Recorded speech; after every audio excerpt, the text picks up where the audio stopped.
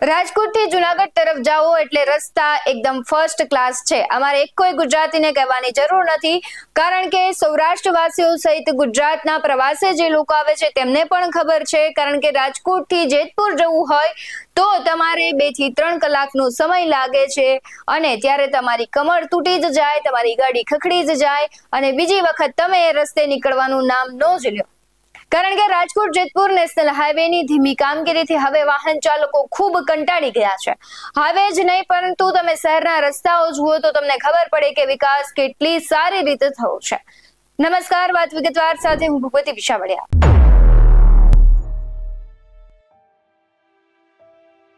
ચોમાસું આવવાનું હોય તે પહેલા તંત્ર પ્રી મોન્સૂન કામગીરી કરતી હોય છે, પણ તંત્ર આ વખતની કેવી કામગીરી કરી રહી છે તેના પર કહેવાય છે કે જે દ્રશ્યો સામે આવ્યા છે તે સાબિત કરી બતાવે છે કે તંત્રની કામગીરી કેવી છે। તંત્રએ રોડ તો બનાવ્યા છે, પણ એ રોડ જાતે ઉખડીને સાઈડમાં જતા રહ્યા છે। રસ્તામાં ખાડો કે ખાડામાં રસ્તો તે નથી ખબર પડતી અને જે કપચી નાખીને જે રોડમાં સાંધા કરવામાં આવ્યા છે એ નાનું બાળક છે તે બેસે અને ખોદે તો એ રોડ છે જાતે ખોદાઈ જાય છે। પણ એથી વધારે ઢીલી નીતિ જોવી હોય તો તમારે રાજકોટ જેતપુર નેશનલ હાઈવે પર આંટો મારવો પડે। રાજકોટ જેતપુર નેશનલ હાઈવેની ધીમી કામગીરીને લઈને વિરોધ પ્રદર્શન કરવામાં આવી રહ્યું છે। દરેક વ્યક્તિ આ ઢીલા કામથી થાકી ગયા છે, કારણ કે ત્યાંથી નીકળવું એ ખૂબ જ કહેવાય છે ચિંતાજનક થઈ ગયું છે। જો કોઈ પડે તો એના માટે જવાબદાર કોણ અને સમયસર ક્યાંય પહોંચી નથી શકાતું। કોંગ્રેસના અગ્રણીઓ નેશનલ હાઈવે ઓથોરિટીની ઓફિસે પહોંચ્યા। ધીમી કામગીરી અને ટ્રાફિક જામના પ્રશ્નોને લઈને તેમણે વિરોધ પ્રદર્શન પણ કર્યું હતું। 6 લેનની કામગીરીને લઈને ડાયવર્ઝન પણ બરોબર કાઢવામાં આવ્યા નથી તેવા પણ તેમણે પ્રશ્ન કર્યા છે અને છેલ્લા 1.5 વર્ષથી રાજકોટ જેતપુર વચ્ચે નેશનલ હાઈવે 6 લેનનું કામ ચાલી રહ્યું છે, ત્યારે દરરોજ ટ્રાફિક જામના પ્રશ્નોને લઈને હવે કોંગ્રેસ મેદાને આવી છે અને નેશનલ હાઈવે ઓથોરિટીના અધિકારીઓનો ઘેરાવ કરવામાં આવશે તેવી પણ ચીમકી ઉચ્ચારી છે। ત્યારે રાજકોટ નેશનલ હાઈવે ઓથોરિટીના પ્રોજેક્ટ ડાયરેક્ટર હરમિંદર સિંહનું નિવેદન પણ સામે આવ્યું છે। સૌથી પહેલા તેના પર નજર કરીએ। और मैं सभी सौराष्ट्रवासियों से हम लोग क्षमा चाहते हैं ऐसे एनएचए की तरफ से, क्योंकि हम कंस्ट्रक्शन तो काम कर रहे हैं। हमको पता है कि भाई हम लोग हाईवे का 4 लेन से 6 लेन में डेवलपमेंट कर रहे हैं, बट उस डेवलपमेंट में लोगों को परेशानियां हो रही हैं बारिश की वजह से, रोड की वाइडनिंग की वजह से। तो मैं मेरी तरफ से सब लोगों से माफी चाहता हूँ और जैसे जैसे डेवलपमेंट का काम होगा लोगों को सुविधाएं मिलेंगी। रोड 4 लेन से 6 लेन में जाएगा तो लोगों को सुविधाएं भी मिलेंगी, लेकिन उस पीरियड में, उस जो डेवलपमेंट पीरियड में लोगों को काफी सारा परेशानी हो रही है। बारिश की वजह से भी रोड में खड्डे भी हो गए, हम लोग उसको भर भी रहे हैं, बट फिर भी उस टाइम पीरियड में 1.5-2 साल का जो डेवलपमेंट पीरियड है वो सब पब्लिक को कुछ सहयोग हमको करना पड़ेगा। एनएचए को जैसे ही रोड बन जाएगा बेटर फैसिलिटी आपको मिलेंगी और बेटर जो ट्रेवल टाइम है आपका वो भी कम हो जाएगा, लेकिन उस टाइम पीरियड के लिए हमको आपको सहयोग करना पड़ेगा। कब तक सहयोग करें सर? कब तक? सर कई लोग रोज फंस जाते हैं एम्बुलेंस में, रोज कई लोग फंस जाते हैं। सुविधा तो मिलेगी पर इतना जो 1-1.5 साल में कई लोग मर भी गए हैं एम्बुलेंस में, तो इसके बारे में आप क्या कहेंगे? वो हम आपको बताते हैं। हमारे सामने समस्या क्या है, हमारे पास केवल 45 मीटर का ROW है। उस 45 मीटर के अंदर में हमको 6 लेन भी बनाना है, सर्विस रोड भी बनाना है। तो हम जो सर्विस रोड का हमारा जो वाइडनिंग मैक्सिमम हमको मिल पा रहा है 5.5 मीटर का मिल पा रहा है, वो 5.5 मीटर में केवल सिंगल लेन ही हमारा बन जा रहा है। तो डबल लेन गाड़ियां चल नहीं सकती, मतलब हमारे पास एक लैंड कंस्ट्रेंट है जो हमारे उसका कोई सॉल्यूशन है नहीं। उस लैंड कंस्ट्रेंट की वजह से कई जगह ट्रैफिक जैम भी लग रहे हैं। हम लोगों ने भी कई समस्याओं को दूर करने के लिए ट्रैफिक मार्शल भी रखे हुए हैं। यहाँ पर कई लोग रॉन्ग साइड से भी चले जाते हैं, तो जाम लगने का रीजन एक रॉन्ग साइड से है और एक क्रॉस मूवमेंट है। सर ये प्रॉपर तो प्लानिंग से नहीं हो रहा। हमने एसपी साहब से भी कई बार डिस्कशन किया है कि भाई हमको कोई पुलिस फोर्स मिल जाए जहाँ बीच बीच में 1-2 लोकेशन है जहाँ बार बार जाम लगता है, पीपलिया और 2-3 जंक्शन है जहाँ बार बार जाम लगता है। वहाँ पर हमने जो लोग क्रॉस उसमें चले जाते हैं हाईवे के अंदर में, हमने एक बार बंद भी कर दिया, तो लोगों ने हमारा पूरा हाईवे जाम कर दिया कि नहीं हमको तो क्रॉस मूवमेंट करना है, क्योंकि टोल को बचाने के लिए लोग पीपलिया वाले रास्ते से निकलते हैं, उसकी वजह से वहाँ प्रॉपर जाम लग रहा है। सर तो उसमें थोड़ी ये है कि भाई पब्लिक का भी सपोर्ट चाहिए कि भाई प्रॉपर जो आपको डाइवर्जन चैनल दिया हुआ है, डाइवर्जन चैनल से ही आए तो जाम नहीं लगेंगे। सर कितने किलोमीटर का ये पूरा रोड है, कितने करोड़ का प्रोजेक्ट है ये और कितने समय में पूर्ण होने की अवधि है? ये 67 किलोमीटर का पूरा प्रोजेक्ट है। 4 लेन टू 6 लेन हमको करना है, राजकोट, गोंडल, जैतपुर। इसमें से अभी 20 किलोमीटर के आसपास काम कंप्लीट हो चुका है गोंडल से आगे। उसमें हमने एक फ्लाईओवर को ओपन कर दिया है, 3 फ्लाईओवर भी 10 दिन के अंदर और ओपन कर देंगे। तो जो 20 किलोमीटर जैतपुर से लेके और जामबाड़ी तक वो पूरा पब्लिक को अभी मिल जाएगा 15 दिन के अंदर में। जो मतलब नॉर्मल एक 6 लेन तो वहाँ बन गया है, बट जो बाकी फैसिलिटीज डेवलप होंगी, लेकिन समस्या नहीं आएंगी पब्लिक की। पूरा प्रोजेक्ट कब तक बाकी खत्म कितने होगा? करोड़ का प्रोजेक्ट है हाँ, ये टोटल 1204 करोड़ का प्रोजेक्ट है। और कितने समय में पूरा होगा? हाँ, इसका 2 साल का टाइम पीरियड था, लेकिन अभी नेक्स्ट जून 26 तक ये जाएगा और 1 साल का इसमें एक्सटेंशन मिला हुआ है। बारिश तो अब आई, 2 साल आप बोल रहे हो। हाँ, 2 साल है। जब ये प्रोजेक्ट स्टार्ट हुआ था तो प्रोजेक्ट स्टार्ट डेट से कंप्लीशन तीसरा मानसून आ गया जिस सर। तरह से लोगों को जो दिक्कतें हो रही है नेशनल हाईवे का जो रोड बन रहा है उसकी वजह से, तो टोल टैक्स हम माफ नहीं कर सकते क्योंकि इतना ट्रैफिक जाम। टोल के लिए हमने ऑलरेडी जब हाईवे कोई भी वाइडनिंग में होता है, अंडर कंस्ट्रक्शन होता है, तो उसमें 75% का रूल है, तो वो ऑलरेडी हमने वहाँ अप्लाई कर दिया है। हाईवे पे ऑलरेडी टोल को रिड्यूस कर दिया है।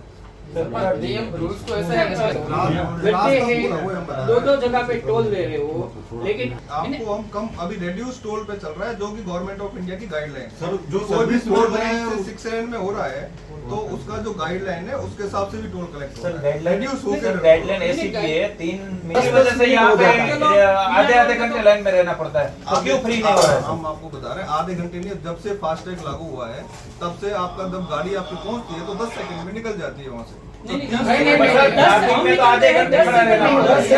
10 मिनट तक रुकना पड़ता है। टोल पे गुंडे रखते हैं, आप टोल दबंग लोग रखे होते हैं, जिसका नहीं चल रहा है QR कोड, तो उसके लिए ये लोगों ने गुंडे रखे हैं। यहाँ पर मारो, हम करो, आपको गाड़ी में करो, और देखिए, पुलिस से फरे, यही लोग कर देते हैं।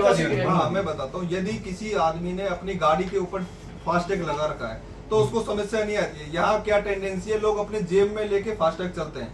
जब पहले वो ट्राई करते हैं कि भाई उनका फ्री एक्सेस हो जाए, नहीं होता है तो फिर जेब से निकाल के फास्टैग दिखाते हैं, तो उसमें नॉर्मली टाइम लगता है। ऐसे लोग थोड़े ऐसे हैं, दूसरे लोगों सभी की नहीं होते, लेकिन उनकी वजह से पीछे वाली गाड़ियां भी ब्लॉक को टाइम आपकी गलती नहीं है, लोगों की गलती है। आधे आपकी घंटे गलती नहीं है, लोगों की में गलती है सर। ट्रैफिक जाम रहता है टोल पे। नियम ऐसा है कि आपको फ्री करना पड़ता है। जब 1 कलाक खड़े रहते हैं, 1 कलाक खड़े रहते हैं। देखिए, अभी जो आप बता रहे हैं आधे घंटे 1 घंटे, हमारा अभी टोल का पूरा जो सिस्टम है हेडक्वार्टर से मैनेज होता है। यदि लाइन 4 मिनट से भी ज्यादा हो जाती है तो पूरा हमारे पास कॉल आ जाता है कि भाई आपके टोल पे लाइन लगा। फिर भी आप જે પ્રમાણે તે સૌરાષ્ટ્રવાસીઓની માફી માંગી રહ્યા છે, ત્યારે પ્રશ્ન એ થાય કે શું કામ માફી માંગવી પડે? જે કામ જ્યારે થવાનું હોય, કેમ ગુજરાતમાં એક પણ કામ સમયસર થતા નથી? એસટી બસ જોવો તો મોડી આવે। તમે કોઈ પણ કામ લઈ લો, જ્યારે જે સમયે જે થવાનું છે તે થતું નથી, એને જ લઈને અનેક સમસ્યાઓ થઈ છે। અનેક સમસ્યાઓ બધી જ્યારે પ્રજા વિરોધ કરે છે ત્યારે જે તે પાર્ટી હોય કે તંત્ર હોય કે જેની સરકાર હોય તેને માઠું લાગે છે। પરંતુ પ્રશ્ન ત્યારે થાય છે કે તમારી ઢીલી નીતિ છે, અધિકારીઓની ઢીલી નીતિ છે। કદાચ તંત્ર છે અથવા ઉપરી અધિકારીઓ છે તે કહેવાય છે કે કામનો ઓર્ડર આપતા હોય, સમયસર બધું થતું હોય, પરંતુ અમુક વચેટિયાઓ છે અથવા જેની જવાબદારી છે તે પૂરેપૂરી જવાબદારી સરખી રીતે સંભાળતું નથી અને તેને લઈને ક્યાંક ને ક્યાંક પ્રજાને પછી તેનું પરિણામ ભોગવવું પડતું હોય છે। તો બીજી બાજુ રાજકોટના રિંગ રોડ નજીક આવેલા અમરનાથ મંદિરમાં અમરનાથ યુવા ગ્રુપના યુવકોને આરતી કરવાની ના પાડતા મામલો ગરમાયો હતો અને આરતીનો આ મુદ્દો પોલીસ મથક સુધી હવે પહોંચી ગયો છે। યુવકોને મહાઆરતી કરવાની ના પાડતા ક્ષત્રિય આગેવાન પીટી જાડેજા વિરુદ્ધ ફરિયાદ દાખલ કરવામાં આવી છે અને ફરિયાદમાં જણાવવામાં આવ્યું છે કે ક્ષત્રિય આગેવાન પીટી જાડેજાએ ફોન કરીને અમરનાથ મંદિરમાં આરતી કરવાની ના પાડી હતી અને કહ્યું હતું ના પાડવા છતાં જો આરતી કરવામાં આવશે તો લોહિયાળ ક્રાંતિ સર્જાશે। આ બાબતને લઈને ફરિયાદ કરનાર જસ્મીન મકવાણાએ શું કહ્યું તેના પર નજર કરીએ। મારું નામ જસ્મીન મકવાણા છે અને 20/4/2025 રોજ મંદિરના કહેવાતા પ્રમુખ પીટી જાડેજા બાપુએ મને ધમકી આપેલી કે તમારે લોકોએ કાલથી મહાઆરતી કરવાની નથી। અમે 30/9/2024 થી આ દર સોમવારે મહાઆરતીનું આયોજન કરતા હોય છે અને એમાં હજારો લોકો પ્રસાદનો લાભ લેતા હોય છે અને આરતીનો લાભ લેતા હોય છે। એના અનુસંધાને મને કહેવામાં આવેલું કે તું હવે કાલથી આરતી કરતા નહીં તમે લોકો, અને જો કરશો તો તું આજથી મારો દુશ્મન છો અને હું તલવાર લઈને બેસીશ। પછી મંદિરમાં કોણ તમે લોકો આવી શકો છો એ જોજો। હું પોલીસ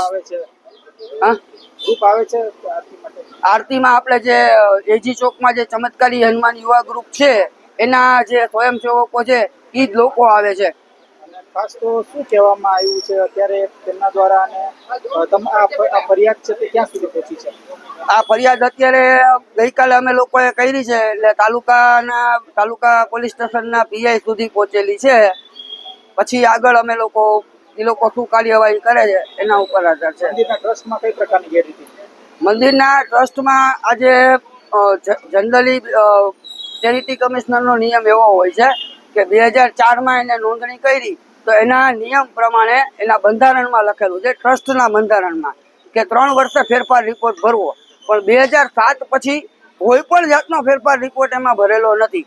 2007 પછી આખો પીટીઆરનો ચોપડો છે એ કોરે-કોરો છે.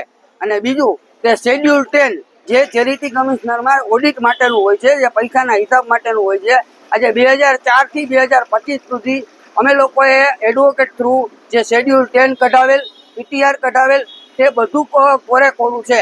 એટલે એના એડવોકેટના કહેવા મુજબ અત્યારે એવું છે કે 2007 પછી આ ટ્રસ્ટની માલિકી કોઈની ન કહેવાય. ખાસ તો અત્યારે ગેરરીતિ કઈ પ્રકારની છે મંદિરનો જે ફંડને લઈને? ગેરરીતિની તપાસ કરવાનું કામ ચેરિટી કમિશનરનું છે. અમે લોકો અત્યારે એડવોકેટ થ્રુ ચાલેલા છીએ. એડવોકેટ અત્યારે લીગલી પ્રોસેસ કરે જ છે. લીગલી પ્રોસેસમાં જે કાંઈ જવાબ આવશે એનો ચેરિટી કમિશનર સાહેબ પોતે જ હુકમ કરશે. તો બીજી તરફ આ સમગ્ર મામલે પીટી જાડેજાના પુત્ર અક્ષિતસિંહનું નિવેદન પણ સામે આવ્યું છે. તેમને પણ સાંભળે કે તેઓ આ વિષયને લઈને શું કહી રહ્યા છે. હકીકતમાં એવું છે, મારા ફાધર 2004 થી અહીં બધા ટ્રસ્ટીઓ એમને પ્રમુખ બનાવેલા. એ પછી અમુક વર્ષો પછી અમુક ટ્રસ્ટીઓ જે અત્યારે એમ કહે છે કે આમાં ટ્રસ્ટીઓ છે એ લોકો 15-17 વર્ષથી કોઈ આવેલું નથી. અને જે પણ ફેરફાર રિપોર્ટ છે એ બધું જ આપણે ચેરિટીમાં રજૂ કરેલું છે. અને આ જે યુવા ગ્રુપ છે એમને આ મંદિરનો કબજો મેળવવો છે, બરાબર છે. ગમે એમ ખોટા સાબિત કરીને એમને આ વસ્તુ ઊભી કરેલી છે. બીજું 2 મહિના પહેલા એમને જો અરજી કરેલી હોય તો 2-2.5 મહિના પછી શું કામ ફરિયાદ, બરાબર છે. એટલે અમુક વસ્તુની રાહ જોતા હતા. હમણાં તાજેતરમાં અમારા મંદિરના પૂજારી અને ગોરાણીમાને આ લોકો 10 જણા આવીને 12 જણા આવીને એવી ધમકી આપી ગયા કે પીટીને કહી દેજો, બરાબર, આ તમે નવગ્રહનું જે મંદિર બનાવી રહ્યા છો એ તોડી નાખે, નકર અમે તોડી નાખશું. એટલે અમારે અર્જન્ટમાં અહીંયા ઓટો બનાવવો પડ્યો. અત્યાર સુધી અમે ફરિયાદ કે અરજી એટલા માટે નહોતી આપેલી કે ભાઈ કોઈ પણ વસ્તુનો આપણે વાદ વિવાદ ન કરવો, જો સોલ્યુશન થતું હોય તો બેસીને આપણે કરીએ. પણ એમાં પણ આપણે પદુ બાપુને ફોન કરેલો, પણ એમાં એ બી કોઈ સક્સેસ ન ગયું. પદુ બાપુએ કાંઈ પાછો રિપ્લાય ન આપ્યો. આ લોકોને જાણ કરેલી કે ભાઈ આવા પ્રશ્નના કારણે પીટી બાપુ ના પાડે છે કે તમે આરતી ન કરો. આરતી જે રેગ્યુલર થાય છે એ આરતી તમે ચાલુ રાખો, બરાબર છે. અને અહીંયા જે આટલો માણસો ભેગા થાય તો ટ્રાફિકની વ્યવસ્થા, આજુબાજુના અમુકને પ્રોબ્લેમ થાય છે. બીજું 8-9 હજાર રૂપિયાનો પ્રસાદીનો ખર્ચો છે, બરાબર છે. તો 8-9 હજાર રૂપિયા ઘણીવાર એ પોતે પ્રસાદી કરતા હોય છે, ઘણીવાર આ લોકોને કહે છે એ પ્રસાદી. બીજું વગાડવા વાળાના લોકો 1100-1500 રૂપિયા આપે છે. તો ટ્રસ્ટની કોઈ પણ વસ્તુ લીધા વગર એ પૈસાનો વ્યવહાર કેવી રીતે કરી શકે? એટલે ઘણા બધા પ્રશ્ન હતા. બીજું અમરનાથ મહાદેવ મંદિર ટ્રસ્ટ દ્વારા આરતી થાય એવું મારા ફાધરે પણ સૂચવેલું, છતાં પણ આ લોકો ધરારથી એવું કીધેલું કે ભાઈ અમરનાથ યુવા ગ્રુપ દ્વારા થાય છે. અને ફાધર આમાં ટ્રસ્ટને એવો દાવો ના, હજી કોઈ એવું હજી સુધી આપણી પાસે જે જૂનું ટ્રસ્ટ છે અને જે ટ્રસ્ટના દ્વારા જ આ મંદિર ચાલે છે તેમાં પ્રમુખ તરીકે તમે કોપી માંગો તો મારી પાસે છે. અને ચેરિટીમાંથી તમે માંગી શકો કે એમાં પ્રમુખ તરીકે અત્યારે પીટી જાડેજા જ છે, બરાબર છે. અને એમાં ફેરફાર રિપોર્ટ કરવા બી આપણે મૂકેલા છે કે નવા ટ્રસ્ટીની નિમણૂક માટે કે જે વધારાના આપણે વ્યક્તિઓ લેવા હોય એની માટે. બીજું કે અમારા આ પ્રશ્ન આવવાનું કારણ કે એ લોકો યુવા ગ્રુપ દ્વારા જે પણ વ્યક્તિઓ છે એ દ્વારા અમારા અદાને ગોરાણીમાને ધમકી આપે છે. બીજું ગાર્ડનમાં આ લોકો મીટિંગ કરે છે, ત્યાં હથિયારો રાખે છે. અને અદાને પણ અને ગોરાણીમાને પણ એવું કેવડાવ્યું છે કે એને કહેજો કે એને મારીને આપણે ટાટિયા ભાંગી નાખવા છે. અદાને પણ એવું કીધું છે અને પીટી જાડેજાને પણ એવી ધમકી આપેલી છે રૂબરૂમાં આવીને. એટલે હવે આ વિવાદમાં ફરિયાદ નોંધાયા બાદ આગળ શું થાય છે તેના પર સૌની નજર રહેશે. કારણ કે ક્ષત્રિય આંદોલનથી લઈને આજ સુધી પીટી જાડેજા હંમેશા વિવાદમાં રહ્યા છે, હંમેશા ચર્ચાનો વિષય બન્યા છે. તો જે પ્રમાણે રાજકોટની વાત કરીએ તો બંને મુદ્દાઓ છે ખૂબ ચર્ચામાં છે. એક બાજુ નેશનલ હાઈવેની કામગીરી, તો રાજકોટ શહેરના રસ્તાઓ પણ એવા જ છે. અને બીજી તરફ રાજકારણની વાત કરીએ તો પીટી જાડેજા છે તે વિવાદમાં આવ્યા છે. હવે જોવું રહ્યું કે જે કહેવાય નેશનલ હાઈવે છે એની કામગીરી છે જલ્દીથી પૂર્ણ થાય છે કે નહીં. કારણ કે હવે લોકો સખત કંટાળી ગયા છે. એમાં પણ ચોમાસું બેસે એટલે લોકોને ખૂબ તકલીફ થઈ રહી છે. હાલ વાત વિગતવારમાં બસ આટલું જ. આવા જ વધુ અહેવાલો સાથે ફરી મળતા રહીશું. તમે અમારી યુટ્યુબ ચેનલને સબસ્ક્રાઇબ કરવાનું, અમને ફેસબુક અને ઇન્સ્ટાગ્રામ પર ફોલો કરવાનું ભૂલશો નહીં. બાકી નવી અપડેટ્સ મેળવવા માટે આપ જોતા રહો BS9 TV ન્યૂઝ. નમસ્કાર.